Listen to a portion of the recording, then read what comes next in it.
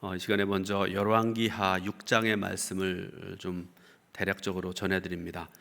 6장 1절부터 23절 말씀을 보면 북이스라엘 왕국과 아람 사이에 끊임없이 전쟁이 일어나고 있는 것을 볼 수 있습니다.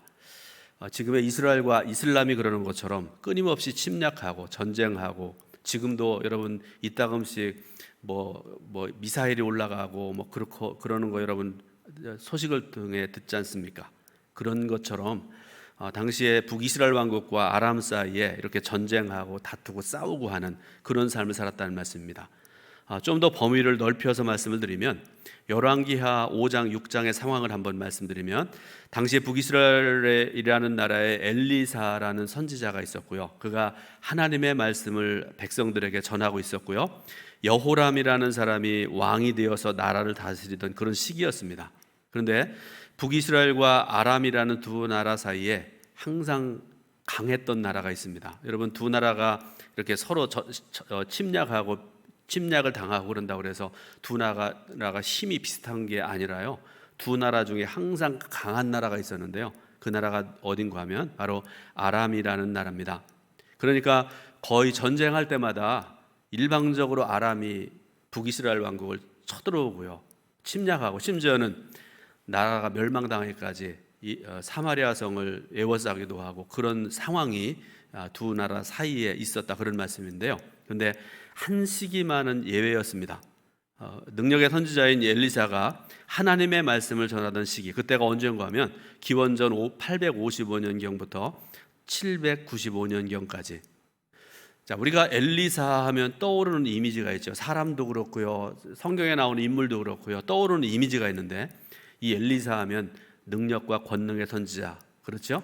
하나님의 은혜 가운데 모든 능력을 행했던 그런 위대한 선지자 중에 한 사람이 바로 엘리사라는 사람인데, 그래서 북이스라엘과 아람 사이에 전쟁이 일어날 때마다 엘리사가 활동하던 시대를 말씀드리는 거죠. 하나님께서 엘리사에게 모든 형편과 상황을 알려주십니다. 예를 들어서 아람이 언제까지 쳐들어올 것이다, 숫자는 얼마나 될 것이고, 그들과 어떻게 싸우면 너희가 이길 수 있을 것이다. 하나님이 다 상황을 알려주시니까 여러분, 알고 싸우면 이기잖아요, 내가 좀 약하더라도요. 그래서 항상 엘리사 때는 이스라엘이 승리하게 하셨다고 성경을 말씀을 하고 계세요. 열왕기하 6장 24절의 상황을 보게 되면 또다시 북이스라엘과 아람 사이에 전쟁이 일어나게 됐습니다. 그래서 항상 그랬던 것처럼 아람 왕이었던 벤하닷이 강한 군사력을 이끌고 북이스라엘을 침략을 하고요, 일방적으로, 그러니까 여러분 중간에 북이스라엘 왕국의 그 군대들이 대적할 수 없는 그런 강한 힘입니다. 계속 밀고 내려옵니다. 그래서 어디까지 쳐들어왔는가 하면 북이스라엘 왕국의 수도였던 사마리아까지 저항도 받지 않냐고 쳐들어와서 이제 북이스라엘 왕국 사마리아만 제외하고 다 점령을 하고요, 그래서 사마리아 성을 겹겹이 포위하는 그런 상황이 이르게 됩니다. 그런데 말씀을 보면 성 안이 크게 굶주렸다, 이렇게 말씀을 하세요. 사마리아 성 안에 살아가는 사람들, 성 밖에는 나가지도 못하고요, 그 안에 사는데 크게 굶주렸다, 이렇게 말씀을 하시는데요, 당시에 이 사마리아 성의 상황을 좀 말씀을 드리면 열왕기하 6장 25절 말씀 보니까요, 이런 말씀을 하세요. 나귀 머리 하나에 은 80세겔이요 비둘기 똥 4분의 1갑에 은 5세겔이라 이렇게 말씀을 하시는데, 이해가 잘 안 되시잖아요. 그 내용을 잠깐 여러분들에게 설명을 드리는데, 여러분, 나귀라는 동물은요, 율법을 보면 정하고 부정하다는 것을 구별하는 말씀이 레위기 11장에 나오잖아요. 거기에 나온 말씀을 보게 되면 이런 짐승들은 정하고, 그러니까 너희가 먹어도 되고, 또 이 짐승은 부정하니 먹으면 안 된다, 하나님이 다 구별해 놓으셨잖아요. 그래서 그 규례에 의해서 이 나귀라는 짐승은 부정한 짐승으로 규정되어진 그런 짐승입니다. 따라서 이스라엘 백성들은 그 고기를 먹을 수가 없습니다. 더욱이 머리는요, 먹기에 가장 좋지 않은 부위입니다. 그죠? 여러분, 이제 명절이 다가오고 그러는데 여러분 고기 많이 잡수시잖아요. 근데 머리 갖다가 삶는 사람은 별로 없잖아요. 그죠? 여러분 머리 잡수시나요? 그런데 이 나귀, 나귀 머리, 사람들이 먹지도 않는, 그리고 먹을 수 없는 부정한 이 나귀의 머리가 은 80세겔이라 이렇게 말씀을 하고 계세요. 여러분, 세겔이라는 이 화폐는요, 1세겔이 노동자 4일의 품삯. 그러니까 여러분, 80세겔이라는 이 돈은 엄청나게 큰 돈이잖아요.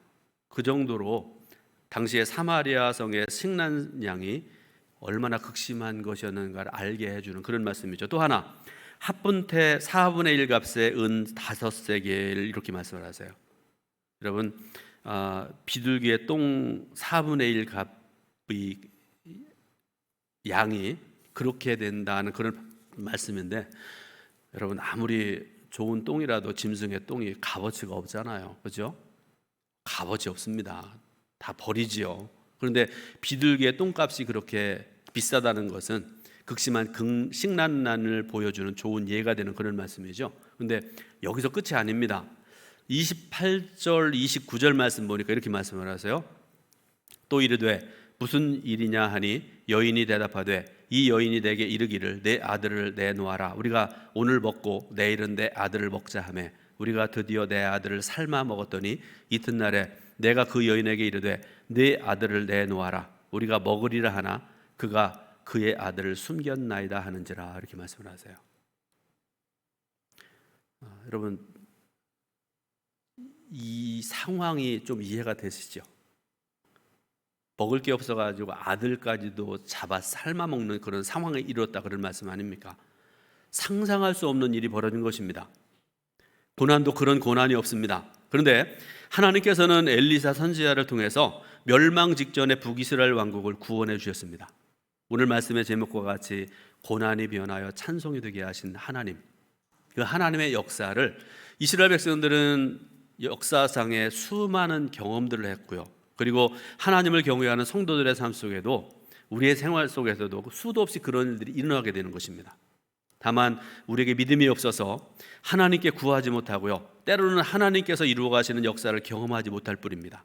그러나 오늘 여러분들에게는 믿음이 있어서 하나님께서 이루어 가시는 그 놀라운 역사들을 생활 속에서 날마다 경험하며 살아가시기를 주님의 이름으로 축원드립니다. 오늘 우리가 읽은 본문의 말씀은 1절부터 2절 말씀의 인사의 말씀에 이어지는 감사의 글입니다. 바울의 표현대로 말하면 죽음에 가까운 어려움을 가까스로 이기면서 하나님의 위로를 더 깊이 체험했고, 그것이 힘이 되어서 하나님의 은혜가 필요한 사람들을 위로하는 사역으로 내 사역이 더 발전했다라는 그런 고백이죠. 그리고 고난과 승리의 체험은 현재의 믿음을 더 굳게 하고 미래의 소망과 자신감을 갖게 하는 그런 것이었다, 이렇게 고백을 하고 있는 것을 볼 수가 있습니다. 고난을 통해서 하나님의 위로를 체험한 사람은 동일한 고난을 겪은 사람을 위해서 하나님의 위로의 메시지가 될 수 있고요, 치유의 손길이 될 수가 있습니다. 제가 얼마 전에 어느 목사님한테 들은 얘기인데요, 제가 작년에 좀 굉장히 어려웠었잖아요. 아파가지고 힘들었었는데요, 그 아프고 난 다음에 제가 이렇게 회복하는 그런 것을 보고 목사님이 저한테 그런 말씀을 했어요. 유심히 저를 봤답니다. 자신도 건강으로 큰 어려움을 겪고 있었는데 제가 회복하는 그런 것들을 보면서 큰 위로가 되었다는 그런 말씀을 제가 들었습니다. 그런데 여러분, 저는 그분에게 말 한마디 한 적도 없어요. 뭐 같은 동역자들이니까 뭐 연회 안에서도 많이 사람들이 알고 있고요, 우리 지방 안에는 더 많은 사람들이 목회자들이 알고 있었는데 그 소식이 들렸겠죠. 뭐 이양로가 죽을 뻔했다더라, 뭐 병원에 갔다가 간신히 살아났다더라, 그런 얘기들을 했을 거 아닙니까? 그래서 가만히 제 소식을 이렇게 틈틈이 들으니까 이렇게 하나하나 회복하는 그런 모습을 보고서 자기도 굉장히 몸이 안 좋은데 너무나 위로가 되고 힘이 되더라는 그런 얘기를 제가 들었습니다. 여러분, 미국에서 있었던 이야기 하나 소개를 해드리는데요, 미국에서 어떤 사람이 마약에 손을 대었답니다. 이 마약이라는 거는요, 사람을 죽게 만듭니다. 아주 굉장히 심각한 문제인데, 여러분, 우리 한국에도요 지금 많은 젊은 사람들이 마약에 빠져 있는 사람들이 많아요. 얼마 전에 어느 유명한 대기업의 손녀가 마약 중독자가 되어가지고, 여러분 그 사진 아시죠? 어느 유명한 정치인 아들도 하여튼 비슷한 뭐 그런 내용인 것 같고요. 그런데 이 사람이 마약에 손을 댔다가 나중에 중독자가 되어서요, 마약이 없으면 살 수 없는 사람이잖아요. 손 떨리고 그냥 막 이리저리 횡설수설하고 그런 사람인데요. 그래서 결국에 경찰에 붙잡혀가지고 감옥에 가기를 여러 번 했다고 그럽니다. 그러던 중에 어머님이 예수 믿는 어머니셨고 기도했던 어머님이셨고 그런데요, 저는 하나님의 은혜고 어머님의 기도의 결과라고 믿는데 이렇게 살면 안 되겠다 그런 생각이 들어가지고 자청해가지고 이 사람이 치료를 받게 해달라고 교도소 안에서, 그리고 교도관에게 성경을 좀 달라고 부탁을 해서요, 성경을 읽었답니다. 힘들고 어려울 때마다 성경을 읽고, 그리고 목사님을 조금 시간이 지나서는 뵙게 해달라고 그러고 세례를 받게 됐고요. 그리고 성경을 읽다가 의문이 나는 부분들을 여러분들 노트를 하나 이렇게 준비해가지고 거기다가 이제 질문을 적어놓고 목사님 만나 뵐 때마다 물어보고 응답을 받고, 그렇게 성실하게 수감 생활하던 중에 감형이 되어서 이렇게 나오게 됐습니다. 그런데 여러분, 감옥에서 나오긴 나왔는데 할 일이 없답니다. 전과자를 누가 잘 쓰겠어요? 잘 안 쓰잖아요, 그죠? 이왕이면 성실한 사람 쓰죠. 마약 중독자를 쓰는 사람이 어디 있겠습니까?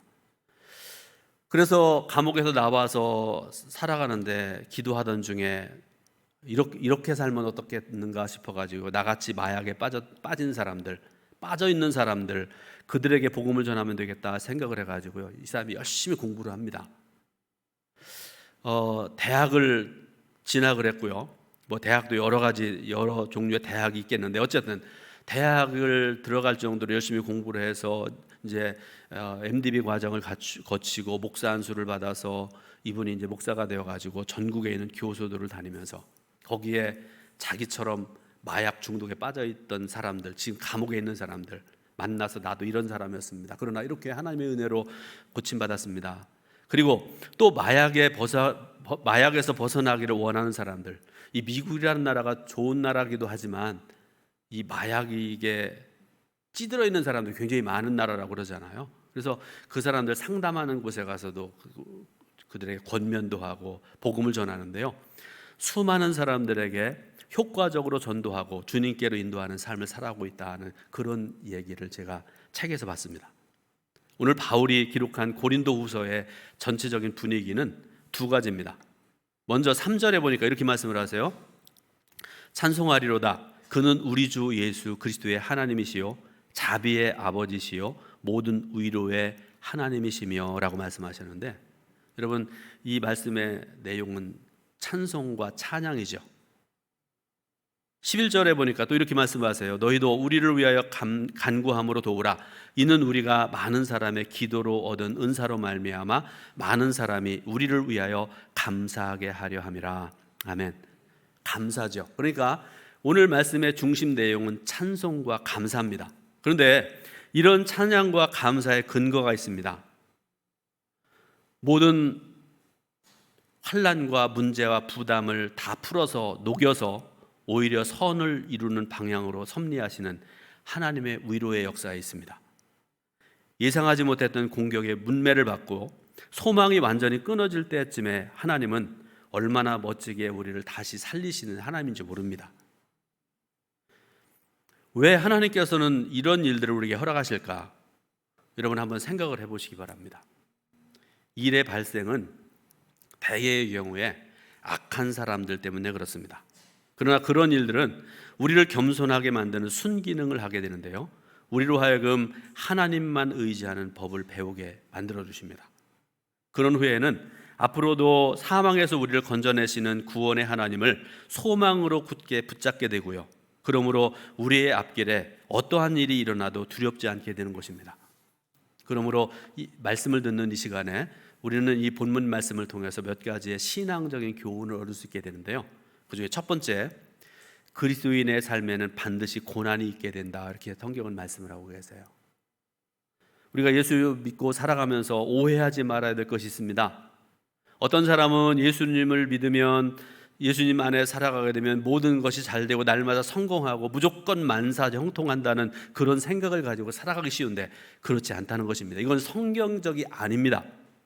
그것은 샤머님적이고요, 세속적인 성공주의입니다. 여러분, 그리스도인도 아픕니다. 그리스도인도 늙습니다. 그리스도인도 일이 안 풀려서 고민하고 힘들어할 때가 있습니다. 그리스도인에게는 오히려 세상이 받지 않은 고난까지 있게 됩니다. 오늘 본문의 5절 중에 이렇게 말씀을 하시죠. 그리스도의 고난이 우리에게 넘친 것 같이, 이렇게 말씀을 하세요. 마가복음 10장 29절부터 30절 말씀에도 보게 되니까 예수님께서는 그리스도인에게 고난과 핍박이 필수적이라고까지 말씀을 하고 계세요. 세상에 문제가 있는데, 세상이 악하고 잘못되었는데 어떻게 그 세상에서 하나님의 뜻대로 바르게 살아가면서 고난이 없겠고 어려움이 없겠습니까? 당연히 있어야 됩니다. 주님 말씀에 의하면 세상 사람보다 더 많은 고난을 겪게 될 것이다, 이렇게 말씀을 하세요. 그래서 여러분에게 묻습니다. 여러분, 이 세상 속에서 살아가면서 그냥 잘 먹고 잘 살고 계십니까? 나는 괜찮습니다. 아무런 어려움도 없고 돈도 있고 건강도 있고 다 괜찮습니다. 그렇게 살아가십니까? 아니면 바울과 고린도 교회 성도들처럼 고난에 참여하는 그런 삶을 살아가고 계십니까? 다시 말씀드립니다. 그리스도의 고난은 말씀을 보니까 반드시 있어야 될 것이고, 이 고난은 은혜 중에 은혜라고 성경에 말씀을 하고 계세요. 디모데후서 1장 8절에 그러므로 너는 내가 우리 주를 증언함과 또는 주를 위하여 갇힌 자 된 나를 부끄러워하지 말고 오직 하나님의 능력을 따라 복음과 함께 고난을 받으라, 이렇게 말씀을 하세요. 하나님의 능력은 고난을 받지 않는 것이 아니라 고난을 받는 데 있다는 것입니다. 십자가의 도가 하나님의 능력입니다. 고난을 받지 않는 것이 복이 아니라 고난을 받는 것이 복이고 그게 정상이라는 그런 말씀이죠. 그래서 이런 고난에 대하여는 우리가 제대로 된 그리스도인이라는 증거이기 때문에 슬퍼할 것이 아니라 오히려 고난이 임하게 될 때에 기뻐하고 즐거워하라, 성경은 그렇게 말씀을 하세요. 마태복음 5장 10절부터 12절 말씀에 이렇게 말씀을 하십니다. 의를 위하여 핍박을 받은 자는 복이 있나니 천국이 그들의 것임이라. 나로 말미암아 너희를 욕하고 박해하고 거짓으로 너희를 거슬러 모든 악한 말을 할 때에는 너희에게 복이 있나니 기뻐하고 즐거워하라. 하늘에서 너희의 상이 큼이라. 너희 전에 있던 선지자들도 이같이 박해하였느니라. 아멘. 사랑하는 여러분, 예수님을 믿고 고난과 박해와 어려움을 당하게 될 때에 하나님께서 왜 나를 이렇게 사랑하시는지, 얼마나 더 큰 복을 내게 주시려고 이런 고난까지도 허락하시는지, 여러분 그런 고백을 하시면서 날마다 믿음으로 승리하는 그런 복된 삶을 살아가시기를 주님의 이름으로 축원드립니다. 두 번째로, 고난을 받으면 오히려 찬송해야 된다, 이렇게 말씀을 하세요. 삶에서 고난은 피할 수 없는 것이라고 말씀하세요. 그런데 피할 수 없으면 반대로 어떻게 하면 되나요? 감사함으로 받으면 됩니다. 고난을 받는 정석이라는 게 있습니다. 여러분, 수학에만 정석이 있는 것이 아니라요, 고난을 받는 정석이 있답니다. 뭘까요? 본문에 말씀하시는 것처럼 찬송하리로다, 감사합니다 라고 고백하고 하나님께 영광을 돌리면 됩니다. 오늘 주시는 말씀은 분명히 고난에 대한 말씀이죠. 그런데 그 고난이 얼마나 컸는지 8절 9절 말씀을 보니까요, 힘에 겹도록 심한 고난을 당하여 살 소망까지 끊어지고 우리는 우리 자신이 사형 선고를 받은 줄 알았다고 말씀하고 있습니다. 그런데요, 전체적인 말씀을 보면 바울은 오히려 하나님께 찬송하고 감사하는 그런 삶을 살았던 것을 알 수가 있습니다. 이런 믿음의 모습을 볼 때 생각나는 사람이 있는데요, 가장 대표적인 사람이 바로 욥이라는 사람입니다. 그는 의인입니다. 하나님이 인정하시는 의인입니다. 그러나 사탄의 역사로 자신이 가지고 있던 모든 것을 잃어버리고는, 그리고 상실의 고난을 당했습니다. 그런데 그런 속에서 욥이 어떻게 했는가, 여러분 잘 아시잖아요. 욥기 1장 21절에 보니까요, 이르되 내가 모태에서 알몸으로 나왔사온즉 또한 알몸이 그리로 돌아가올지라. 주신 이도 여호와시요 거두신 이도 여호와시오니 여호와의 이름이 찬송을 받으실지니이다 라고 고백하고 있습니다. 이런 욥에게 대해서 하나님이 뭐라고 그러세요? 그가 온전함을 지켰다, 이렇게 말씀을 하세요. 사랑하는 동두천교회 성도 여러분, 여러분들도 하나님이 인정하시는 성도되잖아요. 아무개 장로는, 아무개 권사는, 아무개 성도는 내가 인정하는 사람이다. 그가 온전함을 지켰도다. 인정받는 여러분의 삶이 되시기를 주님의 이름으로 축원드립니다. 세 번째로, 고난이 소명이 되게 해야 됩니다. 소명이 되게 해야 됩니다. 바울이 하나님을 찬양하는데 더 근본적인 이유는요, 고난에는 하나님의 소명이 있기 때문입니다. 그것이 무엇인가? 5절 말씀 보니까요, 그리스도의 고난이라는 말씀을 하고 있는데요, 그 말의 뜻이 무엇인가를 우리가 잘 알아야 됩니다. 그리스도의 고난은요, 헛된 것이 아니고 헛것이 아니라는 것입니다. 헛된 고생이 아니라는 것입니다. 헛고생이라는 말 여러분 알고 계시잖아요. 무슨 뜻인가 하면 괜히 쓸데없는 고생, 아무런 유익이 없는 고생, 이거를 가리켜서 헛고생이라 이렇게 얘기하는데요, 근데 여러분, 그리스도의 고난은 헛고생이 결코 아닙니다. 그리스도의 고난은 한마디로 말해서 대속적인 고난입니다. 그리스도께서는 아무런 잘못이 없으셨습니다. 그러나 죄로 말미암아 고통 가운데 있는 인간들을 용서하고 저와 여러분들을 위로하시기 위해서 대신 고난당하신 것입니다.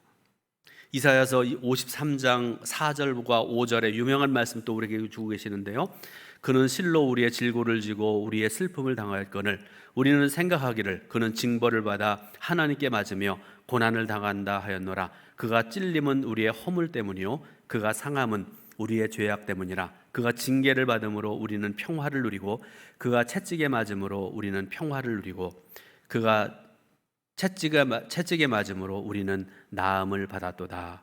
아멘. 여러분, 이것이 바로 대속적인 고난이고 이것이 바로 예수 그리스도의 고난입니다. 그런데 바울이 받은 고난, 그리고 우리가 그리스도인으로 받는 이 고난을 그리스도의 고난이라고 성경에 이렇게 말씀을 하고 계세요. 얼마나 영광스럽고 얼마나 귀한 말씀입니까? 본문 5절에 그리스도의 고난이 우리에게 넘친 것 같이 이렇게 말씀을 하시는데요, 그렇다면 그리스도의 부활의 승리도 위로도 반드시 따라오게 되어 있습니다. 믿으시길 바랍니다. 하나님은 위로의 하나님이시기 때문에 그리스도의 고난을 겪은 사람들을 통해서 위로의 선순환을 이루게 하시는 하나님이신데요, 그 과정을 여러분들에게 마지막으로 말씀드립니다. 첫 번째로는요, 내가 고난을 당합니다. 때로는 알 수도 없는, 이해할 수도 없는 고난을 겪게 됩니다. 두 번째로, 하나님께서 그 고난 중에서 나를 위로하십니다. 그리고 이 체험의 사역이 능력이 되게 하십니다. 도우시는 하나님의 역사를 더 분명하게 증언할 수 있게 하신다는 그런 말씀이고요. 세 번째로, 내가 고난을 겪었기 때문에 어려움을 겪은 다른 사람들의 아픔을 더 잘 이해할 수 있게 되는 것입니다. 그리고 하나님께로부터 받은 위로와 평강이 넘쳐나서 현재 고난을 당하는 사람들에게 그것이 흘러 넘쳐 들어가게 된다는 그런 말씀이죠. 그러므로 오늘 본문의 말씀을 기록하고 경험했던 바울의 위로가 바울 못지않은 아픔과 고난을 겪고 하나님의 도우심 가운데 이겨낸 성도 여러분의 위로가 이 어려운 시대를 살아가는 우리 이웃들, 여러분 우리 주위 중에 보면 어려움에 빠져 있는 사람들 굉장히 많을 거예요. 보시기 바라고요. 그들에게 다가가시기를 바랍니다. 그래서 이 어려운 때 코로나19의 시대를 살아가는 이웃들에게 그 위로가 임하여서 온 세상에 찬송과 기쁨과 영광이 넘쳐나는 복된 역사가 여러분들로 인해서 날마다 있어지기를 주님의 이름으로 축원드립니다. 기도하겠습니다. 하나님 은혜와 사랑 감사드립니다. 저희들을 사랑하신 하나님, 기뻐하신 여호와 하나님, 이 시간도 예배드리게 하시고 하나님께서 주시는 귀한 말씀을 전하고 듣게 하시니 진정으로 감사드립니다. 우리의 삶 속에 고난이 있게 될 거라고 말씀하시는데 그 고난이 변하여 찬송이 될 것이라고 말씀하시는데 우리들 한 사람 한 사람 속에 그 역사가 날마다 일어나게 하시고 저희들로 인해서 바울이 그랬던 것처럼 우리 이웃들에게 기쁨이 되고 소망이 되는 복된 삶을 살아가는 우리 동두천교회 성도들 되게 인도하여 주옵소서. 예수 그리스도의 이름으로 기도드립니다. 아멘.